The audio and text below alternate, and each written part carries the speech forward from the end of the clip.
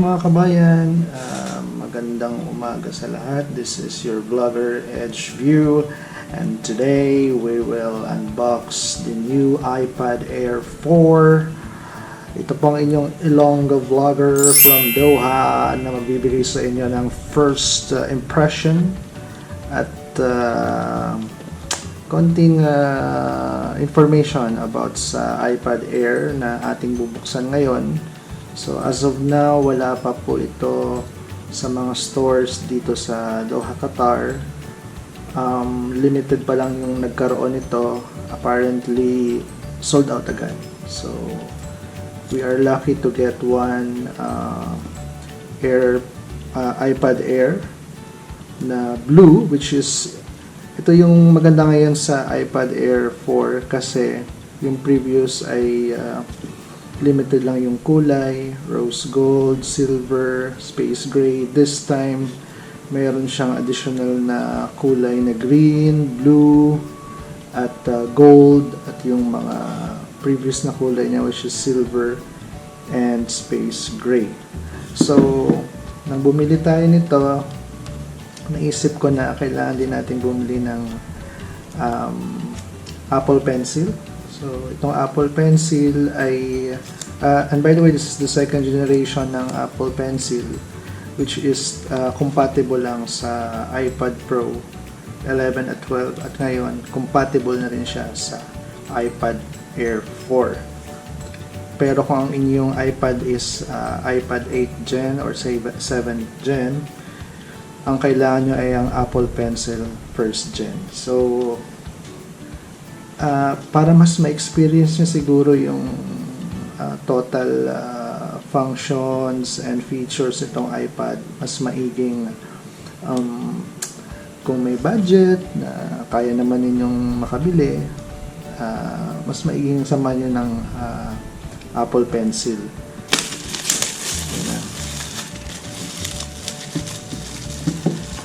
Boom! Ito na guys, so buksan na natin. Tcharam! Buksan na natin. Wow! Nanginginig-inig ko yung kamay ko sa pagbukas na. So ito na. Wala! Ito na po siya.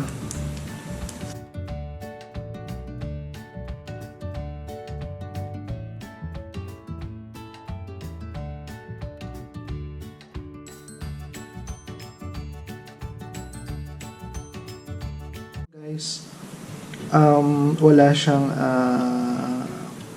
fingerprint button dito sa baba. Full yung kanyang screen, 10.9 inches, at this time ang kanyang power button ay nandito na, at dito na rin yung fingerprint. Okay, so makikita nyo, ayan siya. Meron siyang speaker dito sa taas, saka meron din siyang speaker dito sa baba. Tapos na natin i-set up yung ating iPad Air 4, at ito na siya. Run, portrait view, landscape, and wow. Actually, ano na po siya, iOS 14, at I think you just need to update it to iOS 14.1. Ngayon guys, susubukan natin ang Touch ID ng iPad Air 4.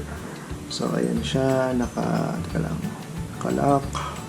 Gagamitin natin yung ating finger para mandak. Ayun, mabilis siya.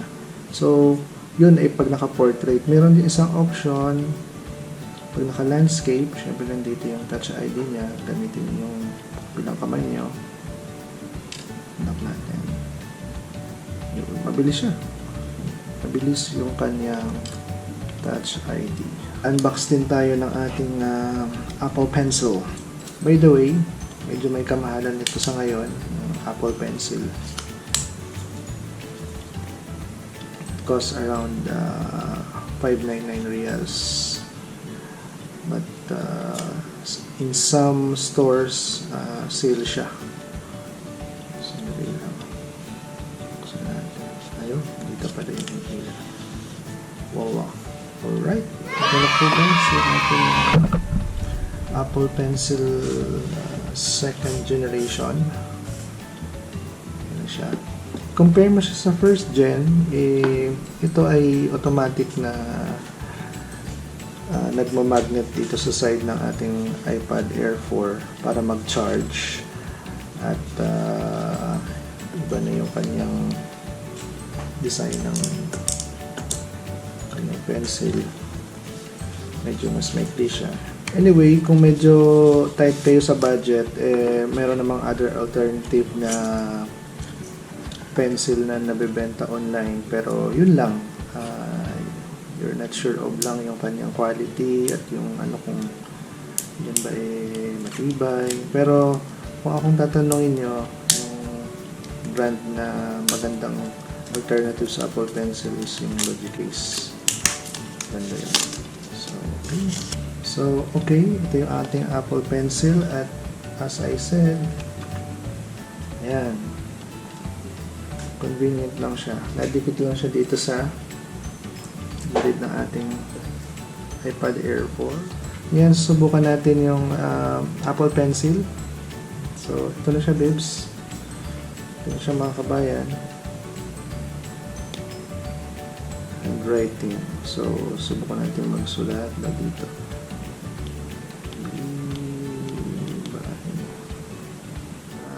Thank you guys for watching our short unboxing and review, first impression regarding iPad Air 4. At in a few weeks, maglalabas ulit kami ng video regarding sa aming experience and impressions, kung worth it nga ba itong iPad Air 4. I think it's worth it talaga kasi instead na bumili ka ng laptop, ito ay handy, kaya mong dalhin kahit saan, especially sa mga students na nag-aaral ngayon. So, thanks guys, and like, share, and subscribe.